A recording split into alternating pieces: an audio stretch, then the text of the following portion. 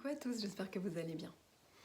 Hier, j'ai ressenti cet appel fort l'après-midi d'aller au jardin et j'ai commencé à regarder un peu le boulot qu'il y avait à faire. Et puis, chez moi, ma façon de faire le jardin, c'est toujours très intuitif. Donc, quand tout à coup je sens certaines plantes qui m'appellent pour les tailler, je les taille, etc. Bon, là, évidemment, c'était aussi le moment de ramasser et d'arracher les vieux plants de tomates qui sont terminés pour la saison. Donc, il y a des choses qui sont faciles à faire quand il y a une plante qui est terminée, quand c'est vraiment fini, qu'il n'y a aucun doute là-dessus, ben, il n'y a aucun problème pour moi d'arracher ces plants-là. Par contre, quand je sens qu'une plante me demande de la tailler, ou alors quand c'est la saison de tailler une plante, hein, qu'on le ressente ou pas, mais je trouve que c'est vraiment pas évident. Et j'ai toujours cette première approche un peu fébrile, comme ça, où j'ose pas trop couper. Mais à un moment donné, je suis prise dans une sorte d'effervescence comme ça, et de guidance, on pourrait l'appeler aussi de la sorte, ou en tout cas dans une énergie, un élan, où je sens qu'il faut que je coupe davantage, quoi.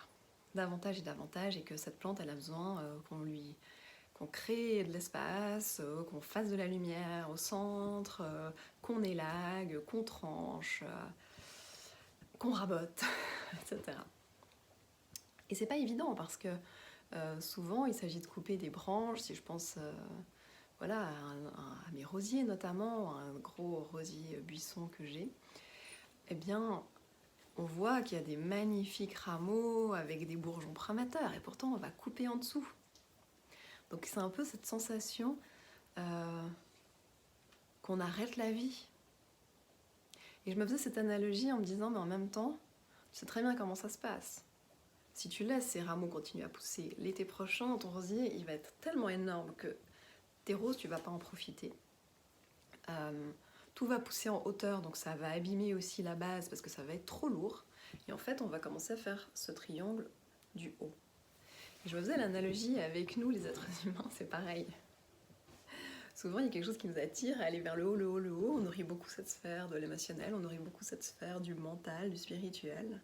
Et on nourrit énormément ce triangle du haut. Et il nous manque souvent d'asseoir et de renforcer et d'approfondir ce triangle du bas, celui qui part, on pourrait dire, avec la pointe au niveau du bassin et qui descend à travers nos jambes avec la base entre nos pieds. C'est d'ailleurs quelque chose que je fais très souvent faire dans mes soins, vous êtes plein à pouvoir en témoigner. Et donc, pour pouvoir renforcer le triangle du bas, eh bien, il est nécessaire d'aller couper en hauteur. Il est nécessaire d'aller dans notre jardin intérieur et de voir ce qu'il y a à élaguer, à rabattre, à trancher. Même quand une énergie est encore vive, parfois c'est le moment de lui faire confiance, enfin de faire confiance qu'en la reprenant à la base, qu'en la maintenant courte, eh bien c'est comme ça qu'elle va être encore plus puissante et qu'elle va pouvoir donner ensuite voilà, des plantes qui pourront s'expanser parce qu'on a pris soin à un moment donné de veiller à ce que la base et l'enracinement se fassent de manière stable, fiable, profonde et de manière bienfaisante pour qu'ensuite le haut puisse aussi avoir sa place.